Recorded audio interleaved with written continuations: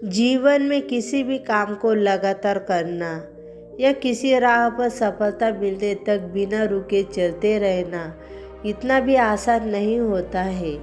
लेकिन आप लोग निराश मत होइए, क्योंकि अगर समय समय पर हम प्रेरित मोटिवेट होते रहते हैं तो यह काम भी आसान हो जाता है।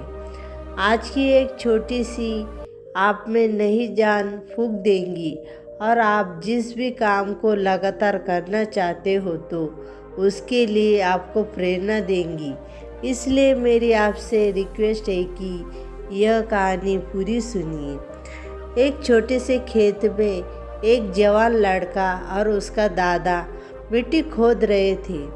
वे मिट्टी को पलट रहे थे, उसकी गांठों को तोड़ रहे थे ताकि मिट्टी उस वर्ष की बुआई के लिए अच्छे से तैयार हो सके।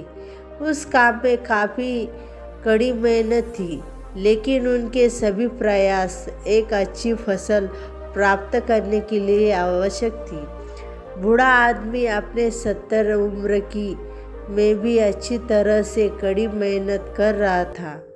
हाँ, थकान से वह काफ़ी हद तक हाफ रहा था। हर प्रकार के जोर से उसके माथे से पसीना टपकता था, लेकिन फिर भी वह शिकायत नहीं कर रहा था। उसका पोता जो महज 17 साल का था, तंदुरुस्त और ताकतवर, वह मिट्टी को पलटने और गांठों को तोड़ने में लगती मेहनत और ताकत के लिए कोसता था। फिर वहाँ खड़े होकर वह हांफता और थोड़ी देर के लिए रुक जाता था। थोड़ा आराम करने के बाद एक बार फिर से काम को शुरू करने से पहले शिकायत करता था। थोड़ी देर बाद यह युवा पोता देखता है कि उसके दादाजी ने जितना काम कर ज़मीन को तैयार किया, वो खुदने की तैयारी की ज़मीन से बहुत ज़्यादा थी। दादाजी ने, जब आप इतने बूढ़े हो फिर भी आपने मुझसे इतना अधिक काम कैसे किया? पोता अपने दादा से पूछता है। दादाजी ने उसे जो जवाब दिया उसकी उसे उम्मीद नहीं थी।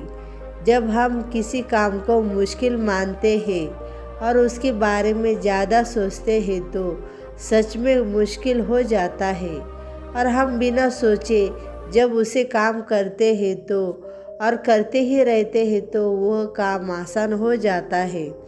पोता थोड़ा अचंभित हो जाता है, इसलिए दादाजी अपनी बात जारी रखते हैं। जब हम अपना समय यह सोचने में बिताते हैं कि कोई काम कितना कठिन है और अभी कितना सारा बाकी है, तब हमारा मन बहाने बनाने लगता है, इन सभी चीज़ों के बारे में सोचने लगता है।